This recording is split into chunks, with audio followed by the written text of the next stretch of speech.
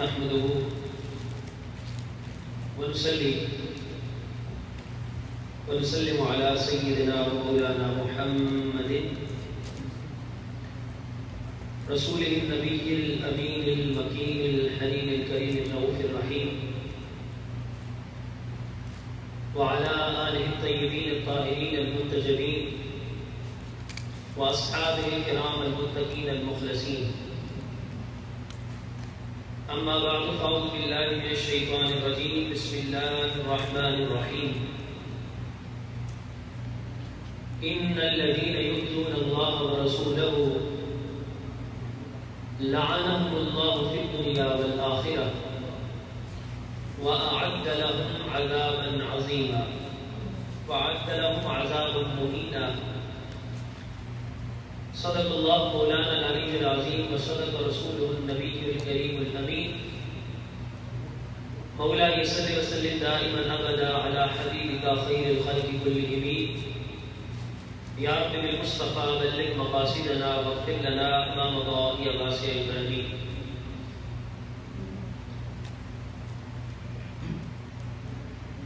معزز محترم حاضرین مجلس، بندگان خدا،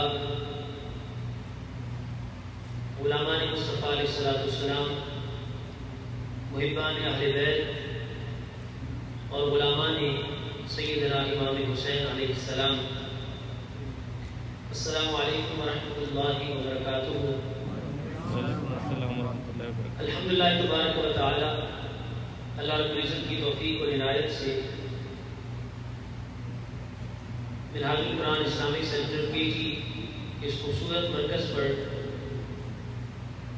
سید الشہداء، نواسہ رسول، جگر گوشہ بطول، نور نظر مولا علی المرتضیٰ، امام علی مقام سیدنا امام حسین علیہ السلام اور شہداء کربلا کے ذکر کی اس مبارک مجلس میں ہم سب حاضر اور جمع ہیں. اللہ رب العزت کی بارگاہ میں دعا ہے کہ ہماری اس مجلس اور حاضری کو اپنی بارگاہ میں قبول فرمائے اور ہمیں زندگی حضور علیہ السلام اور آپ کی آل پاک کی محبت میں اور ان کی اتباع اور فالوئنگ میں اللہ رب العزت بسر کرنے کی توفیق مرحمت فرمائے. مختصر سی اس گفتگو میں آج قرآن مجید کی وہ آیت مبارکہ جو میں نے تلاوت کی ہے اس کے حوالے سے چند باتیں آپ کے سامنے رکھنی ہیں. بنیادی طور پر ہم نے اس کانسیپٹ کو اور اس تصور کو سمجھنا ہے کہ امام علی مقام سیدنا امام حسین کی شہادت اور دیگر شہادتیں اور جو ادر مارٹرڈمز ہیں ان میں بنیادی طور پر کیا فرق ہے. یوں تو جب سے تاریخ انسانی کا آغاز ہوا ہے اللہ رب العزت کے بندے اللہ رب العزت کے نام کی خاطر، اللہ رب العزت کے دین کی خاطر اپنی لائف اور اپنی جان اللہ کے حضور پیش کرتے رہے ہیں. تو شہادتوں کا اور مارٹرڈمز کا ایک پورا سلسلہ، ایک چین ہے جو پہلے دن سے جاری و ساری ہے. مگر اس میں کوئی شک نہیں ہے کہ جتنی ایکسیپٹنس، جتنی قبولیت، جتنی پاپولیرٹی اللہ رب العزت نے، جتنی شہرت امام علی مقام کی شہادت کو عطا کی ہے، نہ اس سے پہلے کسی شہادت کو ملی، نہ قیامت تک کسی اور شہادت کو مل سکتی ہے. اور ثبوت یہ ہے کہ مسلم تو مسلم، جو نان مسلمز ہیں، محرم کا مہینہ سٹارٹ ہوتا ہے تو ان کو بھی یہ خبر ہوتی ہے کہ یہ مہینہ گرینڈ سن آف رسول اللہ سیدنا امام حسین ان کی شہادت کا مہینہ ہے. تو اللہ رب العزت نے امام حسین کی شہادت کو باقی شہادتوں سے الگ اور جدا رکھا ہے. اس کی بہت سی ڈائمنشنز ہیں، بہت سی اس کی اسباب ہیں، بہت سے پہلو ہیں. مگر ایک بات یاد رکھیے، اس شہادت کو اتنی شہرت ملنے کی سب سے بڑی وجہ یہ ہے کہ امام حسین کی شہادت صرف امام حسین کی شہادت نہیں، یہ اصل میں شہادت مصطفیٰ ہے. امام علی مقام کے جسم مبارک پر جو بھی زخم آئے اور اب آپ کو جب شہید کیا گیا اور آپ کی شہادت ہوئی, تو that martyrdom is not only the martyrdom of Imam Hussain, actually it was the martyrdom of Rasulullah علیہ الصلوۃ والسلام. اور اس کا اشارہ حضور صلی اللہ علیہ وسلم کی حدیث سے ملتا ہے, حسین منی وانا من الحسین, I am from حسین. یہ سیکنڈ پارٹ ہے. اور پہلا ہے حسین منی, حسین از فرام می, یعنی حسین مجھ سے ہے اور میں حسین سے ہوں. تو آقا اسلام بتانا یہ چاہتے تھے کہ حسین پاک کا میرے ساتھ تعلق ایسا ہے کہ حسین کو کسی معاملے میں مجھ سے جدا نہیں کیا جا سکتا. No one can separate امام حسین from رسول اللہ علیہ السلام. تو گویا ان کی شہادت اصل میں حضور صلی اللہ علیہ وسلم ہی کی شہادت ہے. اسی لیے اللہ نے وہ شہرت اور وہ پاپولیرٹی اس کو عطا کی ہے. اور ایک بات میں ذوق اور محبت کی عرض کر دوں, اللہ رب العزت کا وعدہ تھا اللہ یعصمک من الناس, کہ میرے محبوب اللہ آپ کو لوگوں سے پروٹیکٹ کرے گا اور آپ کی جو شہادت ہوگی وہ لوگوں کے حق نہیں ہوگی, لوگ آپ کو شہید نہیں کر سکیں گے. That was the promise of Allah Almighty in the Quran. اگر آقا علیہ الصلوۃ والسلام کی شہادت مقدر ہوتی اور اللہ نے لکھی ہوتی کہ حضور صلی اللہ علیہ وسلم شہید ہوں گے, تو ڈیفینیٹلی امت کی جو ایموشنل اٹیچمنٹ, جذبات اور فیلنگز جو حضور صلی اللہ علیہ وسلم کی شہادت کے ساتھ جڑے ہوتے, وہ یقیناً کسی اور شہادت کے ساتھ کبھی جڑ نہیں سکتے تھے. اب اللہ رب العزت نے کیا کیا, فرمایا محبوب آپ کی شہادت تو نہیں ہونی, اب میں کیا کرتا ہوں, وہ ساری فیلنگز, وہ سارے ایموشنز اور وہ سارے احساسات اور جذبات, کہ اگر آپ کی شہادت تقدیر میں ہوتی اور آپ شہید ہوتے تو وہ آپ کے ساتھ جڑے ہوتے. اب میرا وعدہ ہے کہ آپ کی شہادت تو نہیں ہوگی, اب میں وہ سارے ایموشنز, ساری فیلنگز اور وہ سارے احساسات اٹھا کر دامن شہادت امام حسین میں رکھ دیتا ہوں. تو وہ ایموشنل اٹیچمنٹ آج تک امت کو آقا علیہ السلام کے شہزادے امام حسین کی شہادت کے ساتھ حاصل ہے, کہ جو کسی اور شہادت کے ساتھ جڑی ہوئی نہیں ہے. اس کی اور بھی کئی ڈائمنشن میں نے آج کیا کہ شہادت امام حسین بہت مختلف ہے کئی اعتبار سے, مگر ایک چیز جو عقیدے کے باب میں بہت زیادہ سمجھنے والی ہے, آج کم علمی کی وجہ سے, because of the lack of knowledge اور آئی وڈ سے اگنورینس, جہالت کی وجہ سے یہ تصور دیا جاتا ہے اور یہ خیال امت میں یعنی اس کو پروپوگیٹ کیا جا رہا ہے کہ شہادت امام حسین, دا مارٹرڈم آف امام حسین, یہ ایک انسانی جان کا قتل ہی تو ہے. This is only a killing of a person or killing of some human souls, یعنی کچھ انسانی جانوں کا قتل ہے. اور یہ جملہ کہہ کے امام حسین کی شہادت کو عام شہید جو ہوتے ہیں اور عام لوگ جو شہید کیے جاتے ہیں اللہ کی راہ میں, یہ جن کو مارا جاتا ہے, قتل کیا جاتا ہے, ان کے ساتھ ان کو اس صف میں کھڑا کرنے کی اور رکھنے کی کوشش کی جاتی ہے. سمجھنے کی بات یہ ہے کہ امام حسین کی شہادت عام شہادتوں کی طرح نہیں ہے, اور it should be clear that this is not a killing of a human being or killing of some of the human souls. یہ انسانی جانوں کے قتل کا معاملہ صرف نہیں ہے. اس لیے کہ یاد رکھیے, جب کوئی کسی انسان کو بے گناہ, انوسینٹلی کسی انسان کو بے گناہ اس کو قتل کیا جاتا ہے, تو قتل کرنے سے انسان گناہگار ہوتا ہے. بولے قتل کرنے سے انسان گناہگار ہوتا ہے, اسے گناہ ملتا ہے. اور شرک کے بعد اللہ نے قتل کو بہت بڑا جرم رکھا ہے. مگر یاد رکھیے, کسی انسان کو بے گناہ قتل کرنے سے, صرف قتل کا عمل کرنے سے کوئی کافر نہیں ہوتا. Still he is called a Muslim. اگر کوئی انسان کو کسی انسانی جان کو بے گناہ قتل کر دے تو گناہگار ہوگا, دنیا میں بھی سزا ہوگی, آخرت میں بھی سزا ہوگی. مگر انسانی جان کا قتل اور کلنگ کرنے سے کوئی شخص کافر نہیں ہوتا. مگر امام علی مقام امام حسین کی شہادت اور آپ کی کلنگ دیگر شہادتوں کی طرح نہیں ہے. وہ لوگ جنہوں نے امام علی مقام کو شہید کیا یا اس شہید شہادت کی پلاننگ کی اور اس کلنگ کے لیے ساری منصوبہ بندی کی یا آرڈرز دیے یا اس میں شامل رہے, وہ صرف گناہگار نہیں ہوئے, وہ امام حسین کی شہادت کے بعد دائرہ اسلام سے نکل کر سارے کے سارے بے ایمان اور کافر ہو گئے. اب آپ کہیں گے اس کا سبب کیا ہے؟ میں نے اس لیے عرض کیا کہ امام حسین کی شہادت عام شہادتوں کی طرح نہیں ہے, اس لیے کہ اس کو آپ یہ نہیں کہہ سکتے کہ this is only a killing of human being اور some of the human souls. ایسا نہیں ہے. جب شہادت امام حسین کو دیکھیں گے تو ہم انسانی جان کے قتل کے زمرے میں نہیں دیکھیں گے، اس کو اذیت رسول کے زمرے میں دیکھیں گے۔ اس کو آقا علیہ السلام کو اوفینڈ کرنا، حضور صلی اللہ علیہ وسلم کو ہرٹ کرنا، حضور صلی اللہ علیہ وسلم کو تکلیف پہنچانا، حضور کو پین دینا، امام حسین کی شہادت کا حکم وہ ہوگا جو حضور صلی اللہ علیہ وسلم کو اذیت دینے کا حکم ہے۔ اس لیے میں نے عرض کیا یہ عام شہادتوں کی طرح شہادت نہیں ہے۔ اب قرآن مجید کی جو آیت میں نے پڑھی ہے اس آیت مبارکہ کا میں ترجمہ آپ کے سامنے رکھ لوں تاکہ یہ بات جو میں نے عرض کی ہے یہ کلیئر ہو جائے۔ اللہ رب العزت نے ارشاد فرمایا، This is chapter number 33 and verse number is 57۔ اللہ رب العزت نے ارشاد فرمایا، ان الذین یؤذون اللہ ورسولہ، فرمایا بے شک وہ لوگ جو اللہ اور اس کے رسول کو اذیت دیتے ہیں، those who offend or hurt Allah and his messenger صلی اللہ علیہ وسلم، جو اللہ اور اس کے رسول کو اذیت دیتے ہیں۔ پہلی بات تو یہ یاد رکھیے اللہ کو اذیت دینا پاسبل نہیں ہے۔ No one can give pain to Allah Almighty because اس لیے کہ اذیت کے لیے فزیکل وجود کا ہونا ضروری ہے، اللہ وجود سے پاک ہے۔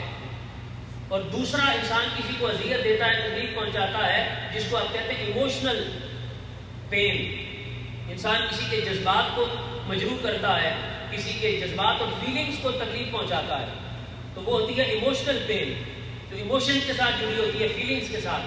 تو یاد رکھیے اللہ باڈی سے بھی اور جسم سے بھی پاک ہے، اور اللہ ایموشن اور فیلنگ سے بھی بولے پاک ہے۔ تو اللہ کو نہ فزیکل پین دی جا سکتی ہے اور نہ اللہ کو ایموشنل پین یا اذیت دی جا سکتی ہے، مگر اللہ نے فرمایا جو اللہ اور اس کے رسول کو اذیت دیتے ہیں۔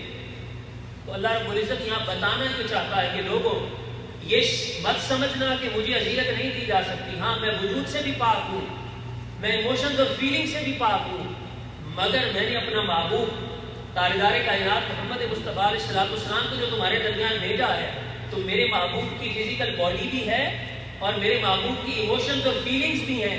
یاد رکھنا جس نے میرے محبوب کو فزیکلی ہرٹ کیا یا ایموشنلی ہرٹ کیا تو یہ اذیت رسول کی نہیں ہوگی، اصل میں یہ اذیت اللہ کو شمار کی جائے گی۔ اللہ will consider that that person is actually hurting Allah Almighty، وہ اللہ کو تکلیف دے رہا ہے، اللہ کو اذیت دے رہا ہے۔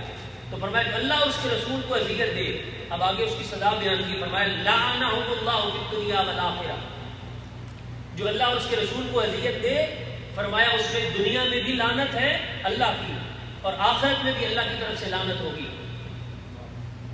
He will be cursed by Allah Almighty in this world and the life hereafter، دنیا اور آخرت میں اس کے لیے لعنت ہے۔ یعنی پہلی سزا اور پہلی پنشمنٹ جو اللہ اس کے رسول کو اذیت دے اس کے لیے یہ ہے کہ وہ شخص ملعون ہو جاتا ہے، وہ اللہ کی لعنت کا مستحق ٹھہرتا ہے۔ اور اللہ کی لعنت کا معنی کیا ہے؟ اللہ اسے اپنی رحمت اور مرسی سے دور کر دیتا ہے۔ He is deprived from the mercy of Allah Almighty، اللہ کی رحمت سے محروم ہو گیا، اللہ کی رحمت سے دور ہو گیا۔ اللہ کی لعنت اس طرح نہیں ہے جیسے ہم زبان سے کسی پر لعنت ملامت کرتے ہیں، اللہ کی لعنت کا یہ مطلب نہیں ہے۔ لعنہم اللہ جب آتا ہے کہ اللہ نے اس پر لعنت کی تو مطلب یہ ہوتا ہے اللہ نے اسے اپنی رحمت سے دور کر دیا، اللہ نے رحمت سے محروم کر دیا۔ تو جو اللہ کی رحمت سے محروم ہو جائے اسی کو ملعون کہتے ہیں اور اسی پر اللہ کی لعنت شمار کی جاتی ہے۔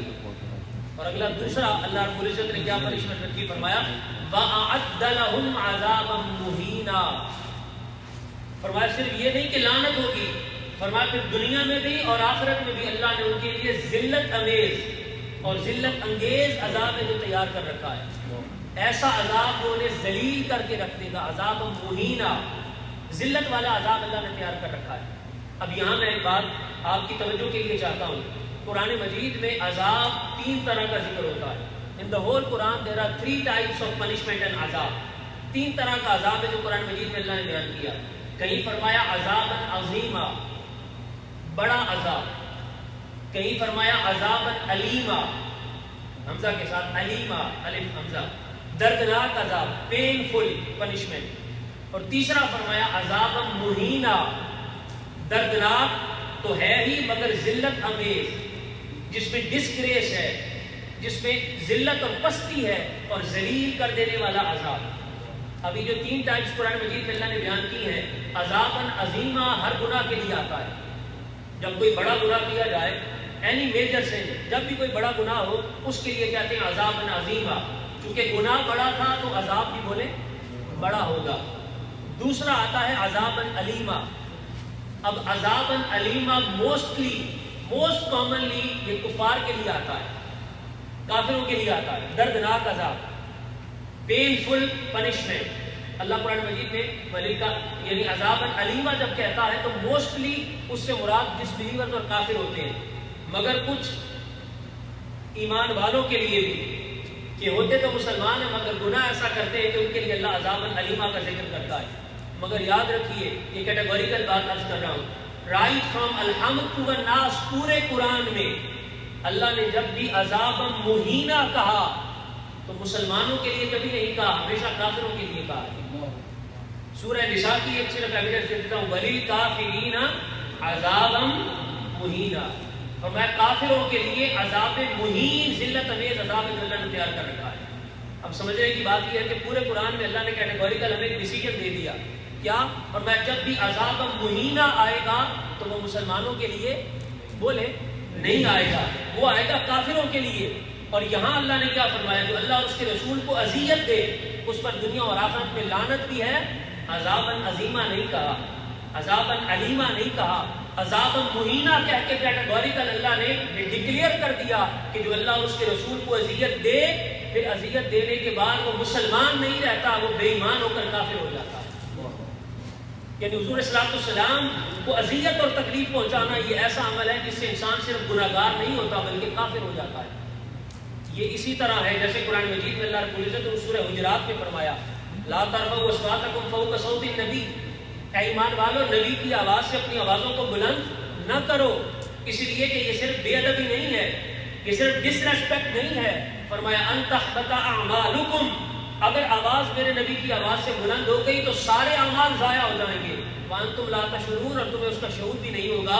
یعنی اعمال ضبط ہونے کا معنی یہ ہے کہ رسول کی بے ادبی سے انسان گناہگار نہیں ہوتا، کافر ہو جاتا ہے۔ فرمایا اسی طرح رسول کو اذیت دینے سے بندہ گناہگار نہیں ہوتا، کافر ہو جاتا ہے۔ اب جب یہ بات واضح ہو گئی کہ رسول کو اذیت دینے سے بندہ کافر ہو جاتا ہے، اب آئیے امام حسین کی شہادت کی طرف اور امام علی مقام کی اس قربانی کی طرف۔ تو جنہوں نے امام علی مقام کو شہید کیا، جنہوں نے حضرت سیدہ سکینہ اور آقا علیہ الصلوۃ والسلام کے خانوادے کی شہزادیوں کو تڑپایا، جنہوں نے حضور صلی اللہ علیہ وسلم کے خانوادے پر پانی بند کیا، جنہوں نے کئی دن تک حضور کے خاندان کا محاصرہ کیے رکھا، جنہوں نے امام علی مقام کے سر انور کو اور دیگر شہداء کے سروں کو جسموں سے جدا کیا، اور صرف جدا نہیں کیا، پھر نیزوں پر اٹھا کر انہیں دمشق اور کوفہ کی بازاروں میں گھمایا، اور وہ پاک دامن ہستیاں کہ جن کی عفت اور عصمت کی گواہی قرآن وَيُطَهِّرَكُمْ تَطْهِيرًا کہہ کے کہہ رہا تھا، ان پاک دامن بیویوں کو، حضرت سیدہ زینب کو، حضور کے خانوادے کو دمشق اور کوفہ کے بازاروں میں اس طرح لے جایا گیا، ان کے خیموں کو جلایا گیا۔ یہ سارا معاملہ انسانی قتل کا نہیں ہے، اس ایک ایک عمل سے حضور کو اذیت ہوئی، اور اس اذیت کی وجہ سے یہ سارا عمل کرنے والے گناہگار نہیں بلکہ بے ایمان سارے کے سارے کافر ہو گئے، ان کا کوئی تعلق اسلام کے ساتھ نہیں ہے۔ آج اگر کوئی شخص یزید کے لیے ایسے لفظ استعمال کرے کہ اس کے ایمان کو ثابت کرے، یا ایسی روایات اور ایسی حدیث اپنی طرف سے من گھڑت لا کر کوشش کرے اس کا دفاع کرنے کی، تو یاد رکھیے اگر انسانی قتل کا معاملہ ہوتا تو وہ گناہگار ہوتا، مگر چونکہ اس نے کسی عام انسان کے قتل کا حکم نہیں دیا، اس نے نواسہ رسول کو شہید کروایا، تو نواسہ رسول کی اذیت اصل میں اذیت مصطفیٰ ہے، اور اس اذیت مصطفیٰ کی وجہ سے اس کا کوئی تعلق ایمان اور اسلام کے ساتھ نہیں ہے۔ قرآن مجید نے اس بات کو بڑا واضح کیا ہے۔ میں ایک آیت قرآن مجید کی صرف، اور میں یہ سارا جو آپ کے سامنے مضمون قرآن مجید سے اس لیے عرض کر رہا ہوں تاکہ یہ بات اسٹیبلش ہو جائے کہ ہم جو یزید کے کفر کے قائل ہیں اور اس کو کافر کہتے ہیں، وہ اپنی طرف سے نہیں کہتے، یہ قرآن کا فیصلہ ہے۔ ایک آیت صرف اس پر، اس آیت مبارکہ نمبر 57 جو میں نے آپ کے سامنے رکھی ہے، اس سے اوپر چلے 4 آیتیں، آیت نمبر 53، اس میں اللہ رب العزت نے حضور کے گھر میں داخل ہونے کے آداب بیان کیے۔ میں بتاتا ہوں، پہلے تو میں نے عرض کیا کہ حضور کو اذیت ہوئی، اب آئیے دیکھیے قرآن میں اللہ کیسے کیسے بتاتا ہے کہ کس چھوٹی چھوٹی بات سے بھی میرے محبوب کو اذیت پہنچتی ہے، اس کا بھی خیال کرو۔ کیسے؟ فرمایا لا یا ایھا الذین آمنوا لا تدخلوا بیوت النبی الا ان یؤذن لکم، فرمایا اے ایمان والو میرے نبی کے گھر میں اس وقت تک کبھی داخل نہ ہو جب تک رسول خود تمہیں انوائٹ کر کے نہ بلائیں۔ اب یہ اندازہ لگائیے اللہ حضور کی بارگاہ کے اور گھر کے آداب سکھا رہا ہے۔ اور میں حضور کی بارگاہ میں حضور کے ازواج میں سے کسی گھر میں بھی اس وقت تک داخل ہونے کی اجازت کس کو ہو رہا ہے؟ یا ایھا الذین آمنوا، ایمان والوں کو کہا جا رہا ہے اگر ایمان لے آئے ہو تو آپ ادب سیکھو. حضور اسلام کے کسی گھر میں کسی حجرے میں بغیر اجازت کے اس وقت تک داخل نہ ہونا الا ان یؤذن لکم، جب تک رسول خود تمہیں اجازت نہ دے، پرمیشن نہ دے. اور آگے کیا فرمایا؟ الی طعام غیر ناظرین اناہ، اور فرمایا اگر میرے رسول تمہیں انوائٹ کرے کھانے پر. اب دیکھیے کتنی مائنر چیزیں ہیں جو اللہ قرآن میں ڈسکس کر رہا ہے حضور اسلام کی نسبت سے. اس کو میں جوڑوں گا امام حسین کی شہادت کے ساتھ. اللہ فرما رہا ہے اگر میرا معبود تمہیں انوائٹ کرے کھانے پر کہ میرے گھر میں آج دعوت ہے کھانے کے لیے آؤ، تو فرمایا وقت سے پہلے جا کر کھانا پکنے کا اور تیار ہونے کا انتظار نہ کرو، ٹائم سے پہلے نہ جاؤ. جس وقت میرے معبود نے کہا اس وقت پہ جاؤ تاکہ وہاں جا کر تمہیں کھانا پکتے ہوئے انتظار نہ کرنا پڑے کہ کیونکہ تمہارا وہاں بیٹھنا میرے رسول کے لیے اذیت کا باعث ہوگا. یہ قرآن کے الفاظ ہیں. آگے بتا رہا ہوں فرمایا ولکن اذا دعیتم، جب میرا معبود تمہیں دعوت دے اور جس وقت بلائے فرمایا فادخلوا، اس وقت داخل ہوا کرو، پہلے نہ جایا کرو. کیوں؟ آگے فرمایا فاذا طعمتم، اور جب میرے معبود کی دعوت مکمل ہو جائے اور کھانا کھا لو تو فرمایا فانتشروا، رائٹ اوے وہاں سے چلے جایا کرو، رائٹ اوے چلے جایا کرو. میرے معبود نے دعوت دی کھانے کی، کھانے کے لیے آئے، بیٹھ کے کھانا کھایا، جیسے ہی کھانا ختم ہوا فرمایا فانتشروا، فوراً وہاں سے چلے جاؤ. ولا مستأنسین لحدیث، اور بیٹھ کر گپ شپ نہ کرو، بیٹھ کر بات چیت نہ کرو. جیسے کھانے کے بعد ہم بیٹھ کے بات کرتے ہیں تو اللہ قرآن میں کہہ رہا ہے فرمایا میرے معبود دعوت دے تو ایک تو وقت سے پہلے جانا نہیں، اجازت کے بغیر داخل نہیں ہونا. اس کے بعد دعوت دے تو ٹائم پر جانا، جب کھانا کھا لو تو فوراً اٹھ کے چلے جانا، بیٹھ کے باتیں نہ کرنا. آج کی مولا یہ سب کچھ کیوں؟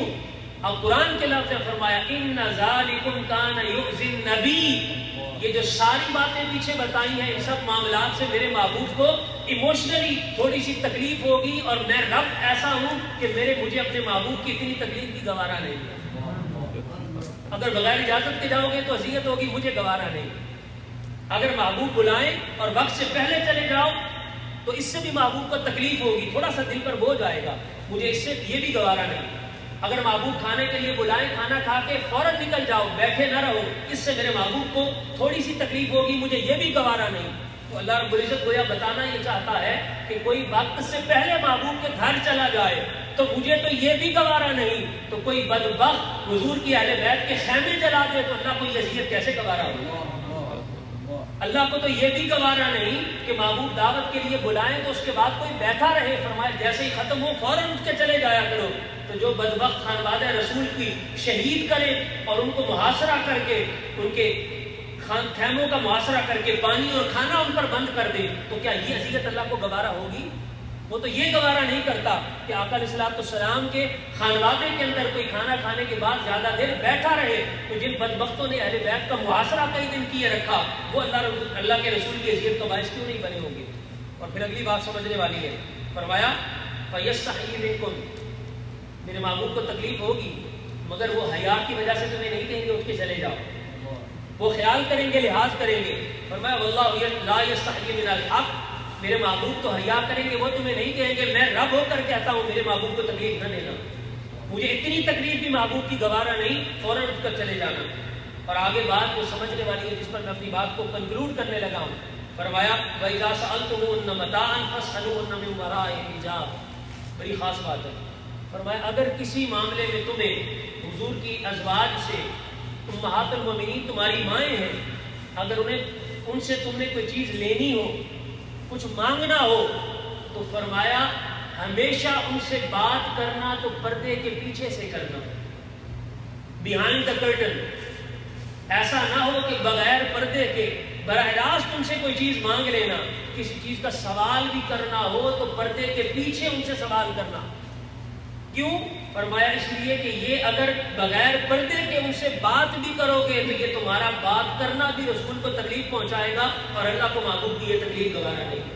نعرہ تکبیر، اللہ اکبر، نعرہ رسالت، یا رسول اللہ، نعرہ حیدری، یا علی. اب سمجھنے کی بات یہ ہے کہ رب کو تو یہ بھی گوارا نہیں کہ کوئی حضور کی اہل بیت کی ازواج آقا علیہ السلام کے امہات المومنین جو مومنوں کی مائیں ہیں، کوئی بغیر پردے کے ان سے کلام کرے اور اپنی ضرورت کی اور دین کی کوئی چیز ان سے طلب کرے تو بغیر پردے کے کرے، چونکہ اس سے رسول کو اذیت ہوتی ہے۔ تو اگر اللہ یہ گوارا نہیں کرتا کہ بغیر پردے کے ان سے بات کی جائے، تو جب حضرت سیدہ زینب سلام اللہ علیہا خانواد رسول کی پاک دامن بیویوں کو دمشق اور کوفہ کے بازاروں سے گزارا گیا ہوگا تو رسول کو اذیت نہیں ہوئی ہوگی؟ اور آپ کو تو یہ بھی گوارا نہیں کہ بغیر پردے کے ان سے بات کی جائے، اور جب ان کے خیمے جلائے گئے ہوں گے، ان کے خیموں پر حملہ کیا گیا ہوگا اور انہیں کوفہ اور دمشق کے بازاروں سے گزارا گیا ہوگا، اس وقت رسول کی حیثیت کا عالم کیا ہوگا؟ اور یہاں ایک بات میں اور بھی ازالہ کر دوں اس کا، کچھ لوگوں کے ذہن میں یہ خیال آتا ہے اور وہ سمجھتے ہیں کہ شاید اس اذیت کا تعلق صرف حضور کی فزیکل لائف تک تھا۔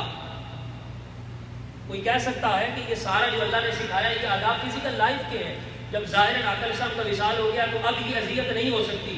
اس کا جواب یہ ہے، سن لیجئے آگے اللہ نے فرمایا وَمَا كَانَ لَكُمْ أَن تُؤْذُوا رَسُولَ اللَّهِ، فرمایا اگر ایمان والے ہو تو تمہیں یہ زیب نہیں دیتا کہ رسول کو اذیت دو۔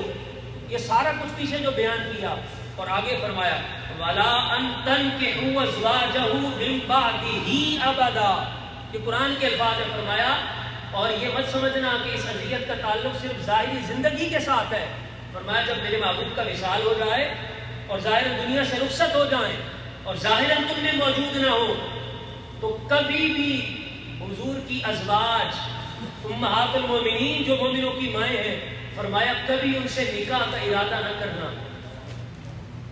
حضور کے وصال کے بعد دیکھیے نا، دنیا سے کوئی رخصت ہو جاتا ہے، فوت ہو جاتا ہے، پیچھے بیوہ ہوتی ہے، عدت گزارنے کے بعد نکاح کرنے کی اجازت ہے یا نہیں؟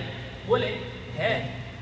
شہید ہو اس کی بیوہ کا بھی بعد از عدت نکاح ہو جاتا ہے، ہر کسی کی بیوہ جو فوت ہوا اس کی بیوہ عدت پوری کر لے تو نکاح ہو سکتا ہے۔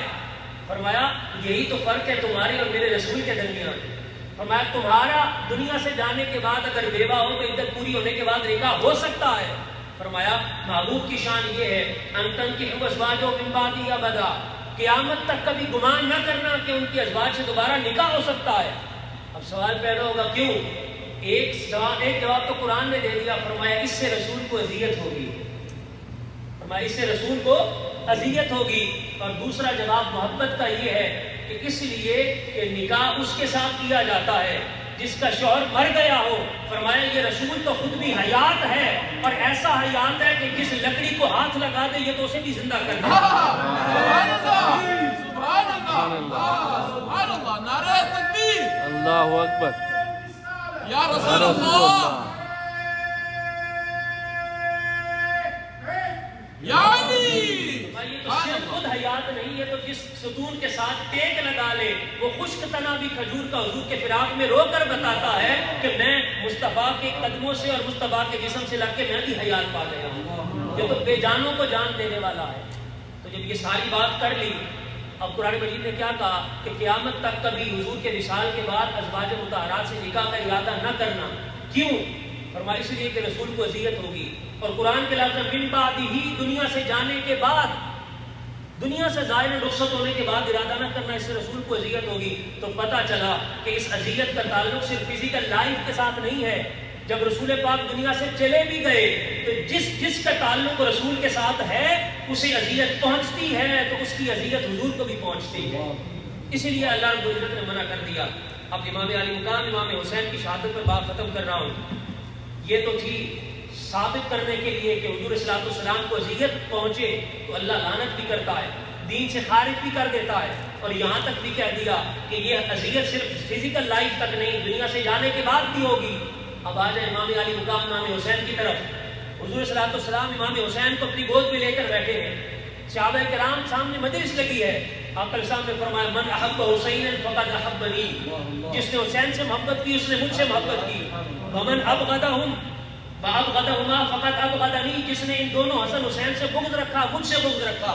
پھر فرمایا من آذاہما فقد آذانی، جس نے انہیں اذیت دی اس نے مجھے اذیت دی. تو گویا رسول نے بتا دیا ان کی محبت میری محبت ہے، ان کا بغض میرا بغض ہے، ان کی اذیت میری اذیت ہے. تو اب جب آقا علیہ السلام نے کیٹیگوریکلی بتا دیا کہ حسین کی اذیت میری اذیت ہے، اور ایک دن حضور اپنے گھر سے نکلے مسجد کی طرف جا رہے تھے، سیدہ کائنات کے گھر کے قریب سے گزر ہوا، آقا علیہ السلام کو رونے کی آواز آئی. حضور نماز مؤخر کر کے سیدہ کائنات کے گھر میں داخل ہو گئے. فوراً جا کر دیکھا حسین رو رہے ہیں. حضور نے اٹھا کر سینے سے لگایا اور فرمایا بیٹی فاطمہ میرے شہزادوں کو رلایا نہ کرو، ان بکاءہ یؤذینی، میرے حسین کا آنسو گرتا ہے تو مجھے مصطفیٰ کا دل دکھتا ہے، میرے حسین کو نہ رلایا کرو، مجھے اس کے رونے سے تکلیف ہوتی ہے. یہ وہ حسین ہے کہ حضور منبر پر جمعے کے دن خطبہ ادا کر رہے ہیں. حسین پاک سرخ قمیص پہنے ہوئے بچپن میں لڑکھڑاتے قدموں کے ساتھ مسجد میں داخل ہوئے. عمر تھوڑی ہے، لڑکھڑا رہے ہیں عمر کی کمی کی وجہ سے. میرے آقا تاجدار کائنات نے جمعے کا واجب خطبہ چھوڑ دیا اور جا کر حسین پاک کو اٹھا لیا. حسین کو لا کر منبر پر ساتھ بٹھایا اور قیامت تک آنے والی امت کو بتایا حسین کی محبت عام شے نہیں ہے. یہ حسین وہ ہے جس کی خاطر میں منبر بھی چھوڑ سکتا ہوں، اور یہ حسین وہ ہے جس کی خاطر میں سجدے بھی طویل کر سکتا ہوں. ختم کر رہا ہوں بات، یاد رکھیے حضور سجدے میں تھے، حسین پاک پشت پر سوار ہوئے، صحابہ کرام نے ہٹانا چاہا، حضور نے منع کر دیا. حضور نے منع کر دیا، فرمایا جب تک حسین خود نہ اترے حسین کو نہ اتارنا. عرض کی آقا کیوں؟ فرمایا حسین اپنی مرضی سے میری پشت پر سوار ہوا ہے، اگر تم اسے اتارو گے حسین کو اچھا نہیں لگے گا، اور مجھے حسین کی اتنی تکلیف بھی گوارا نہیں کہ حسین کو جو اچھا نہ لگے تم اس کے ساتھ وہ کرو. حضور نے پشت سے کیوں نہیں اتارا؟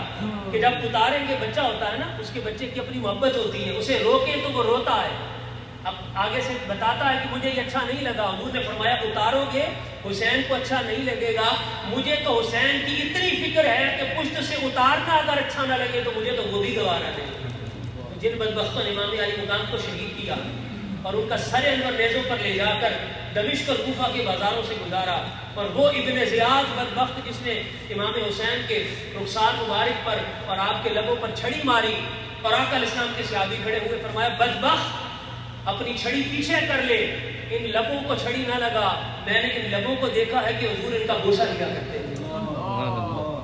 وہ امام علی مقام جن کی عظمت اور مقام یہ ہے کوئی ان کو اذیت پہنچائے، ان کو تکلیف دے اور ان کو اس طرح ظلم کا شکار کرے، پھر اس کے لیے یہ ثابت رکھنا اور اس کے لیے عقیدہ رکھنا کہ شاید وہ ایمان والا تھا، یا اس کے ایمان کا ثبوت مانگنا، اس سے بڑا ظلم کوئی نہیں، اس سے بڑی بے ایمانی کوئی نہیں، اس سے بڑی جہالت کوئی نہیں. میسج کے طور پر ہمارے ہاں امام حسین کی شہادت کے بہت سے میسیجز ہیں، بہت سے پیغامات ہیں. ایک جملے میں اگر عرض کروں، یاد رکھیے کربلا ایک یونیورسٹی ہے. واقع کربلا بولے کیا ہے؟ ایک یونیورسٹی ہے. وہاں سے ہر آنے والے زمانے میں اتنے لیسن اور اتنے سبق ملتے ہیں کہ بیان کرنے والے اور سمجھنے والے ان کی عقلیں تو تھک سکتی ہیں، کربلا کے لیسنز ختم نہیں ہو سکتے. بے شمار لیسنز ہیں. سجدے میں سر کٹا کے حسین پاک نے یہ بتایا کہ اللہ کی عبادت کے لیے کوئی ایکسکیوز بھی قابل قبول نہیں ہے. اور بھی کئی میسیجز ہیں مگر میں صرف ایک میسیج دینا چاہتا ہوں. وہ کیا؟ حسین نے کربلا میں اپنا سب کچھ لٹا کر لوگوں کو بتا دیا کہ جینا کیسے ہے اور مرنا کیسے ہے. کربلا کا سب سے بڑا پیغام کیا ہے کہ جینا کیسے ہے اور مرنا کیسے ہے. زندگی کس شے کا نام ہے، اور اگر موت آئے تو موت کو ہنستے ہنستے گلے کیسے لگانا ہے. ایک مثال دے کر بات ختم کرتا ہوں. حسین پاک میدان کربلا میں تھے. یزید نے کہا میرے ہاتھ پر بیعت کر لے، آپ کو کسی طرح کی کوئی تکلیف نہیں پہنچاؤں گا. حسین اگر چاہتے تو وقتی طور پر کمپرومائز کر لیتے، وقتی طور پر کمپرومائز کر لیتے، مگر حسین نے اپنا سب کچھ لٹا دیا، مگر اس ظالم کے ساتھ کمپرومائز بولے نہیں کیا. ابھی چند دن پہلے ہیری کین کی ایک نیوز چل رہی تھی کہ ہیری کین آنے والا ہے. میں ایک ایگزامپل دیتا ہوں تاکہ سمجھ آئے بات. یاد رکھیے اس سے غرض نہیں کہ نتیجہ کیا نکلتا ہے، یہ ہمیشہ اپنی زندگی کا اصول بنا لے. اس سے غرض نہیں کہ نتیجہ کیا نکلتا ہے. اللہ نے آپ سے نتیجہ نہیں مانگا، آپ سے اللہ نے کوشش مانگی ہے. اس سے غرض نہیں کہ نتیجہ کیا نکلتا ہے، یہ دیکھنا ہے کہ آپ نے اسٹرگل کتنی کی ہے اور اسٹرگل کیسے کی ہے۔ ایک مثال دیتا ہوں، اب ہیری کین آنے والا تھا یا کچھ سالوں پہلے ہیری کین آیا، 3 طرح کے رسپانس تھے جو لوگوں کی طرف سے آئے۔ میں بتانا چاہتا ہوں حسین کی اہمیت اور حسین کی قربانی کی اہمیت کیا ہے۔ 3 طرح کے رسپانس تھے۔ پہلا رسپانس وہ تھا کہ لوگوں کو پتہ چلا کہ ہیری کین یا کوئی بھی ڈیزاسٹر نیچرل آنے والا ہے تو لوگ وہ علاقہ چھوڑ کے بھاگ جاتے ہیں۔ پہلا رسپانس یہ ہوتا ہے کہ لوگ وہ علاقہ چھوڑ دیتے ہیں، خائف ہوتے ہیں، ڈر جاتے ہیں، اور ڈرنے کی وجہ سے کیا کرتے ہیں، وہ علاقہ چھوڑ کے چلے جاتے ہیں۔ کیونکہ زلزلہ، ارتھکویک آنے والا ہے، نیچرل کوئی ڈیزاسٹر آنے والا ہے، کوئی طوفان آنے والا ہے، کوئی ہیریکین آنے والے، لوگ چلے جاتے ہیں۔ پہلا ریسپانس۔ اگر کوئی شخص کسی نیچرل ڈیزاسٹر کے اندر خوف کی وجہ سے علاقہ چھوڑ کے چلا جائے، اس کا نام کبھی تاریخ میں زندہ رہتا ہے؟ بولے، کبھی لوگ یاد کرتے ہیں؟ نہیں کرتے۔ دوسرا ریسپانس کیا ہوتا ہے؟ لوگ علاقہ چھوڑ کے تو نہیں جاتے، اس جگہ سے، اپنے وطن سے محبت ہوتی ہے، اس کی وجہ سے وہیں رہتے ہیں، مگر چھپ کر رہتے ہیں، باہر نہیں نکلتے، سیف پلیس تلاش کرتے ہیں۔ بولے، سیف پلیس تلاش کرتے ہیں اور باہر نہیں نکلتے۔ انہیں بھی تاریخ کبھی یاد نہیں رکھتی۔